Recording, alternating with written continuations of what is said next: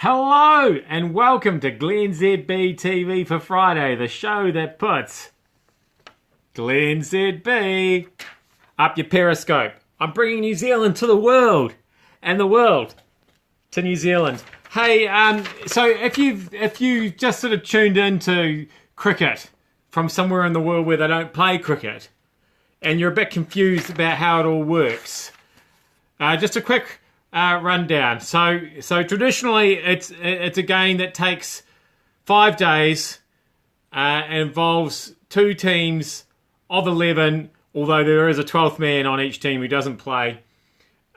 Each team has a go at batting and bowling twice. And at the end of that, if they've both managed to bat and bowl twice, there'll be a winner and a loser. Occasionally there'll be a tie. If it happens to be the exact same, that's very rare that happens. And then, but a lot of the time they run out of time and it's a draw, which is different to a tie. That's your traditional form of the game. That's the Test match cricket. Then they decided that 5 days wasn't always convenient, so they came up with a shorter version where each team only got to bat and bowl once each. And that takes a day to do that one. And that was pretty radical when they thought of that. And then it turned out that people didn't have a day either. And so, but they did quite like the idea of them batting and bowling twice. So they came up with another one where they do that, but it's a lot shorter and only takes about 4 hours. So what do you mean this is getting confusing? And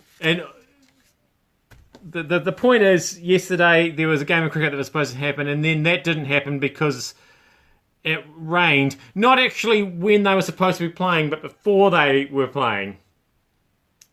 So the ground was a bit wet. So that meant that it is a bit confusing, isn't it? But I think I see what went wrong with the cricket that was supposed to happen yesterday between Australia and New Zealand in Napier.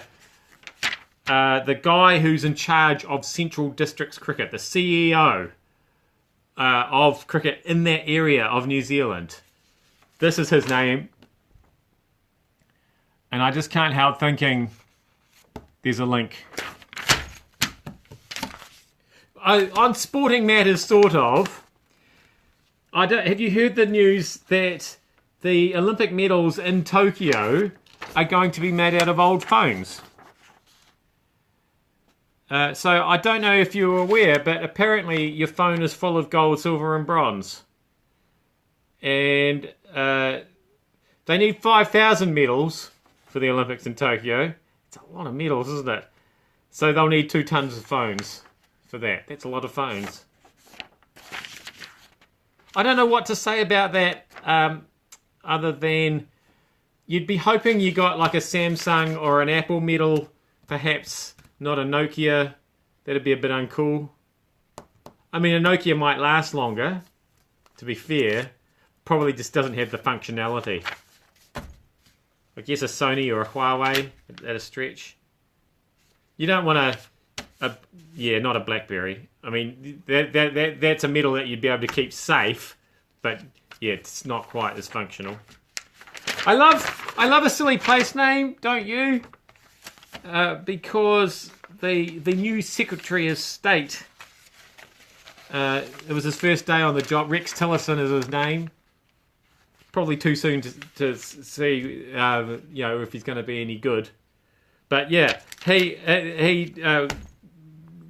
started at the State Department today. That State Department in Washington, D.C., it's in a suburb of Washington, which I had not heard of before today, called Foggy Bottom. That's a funny name.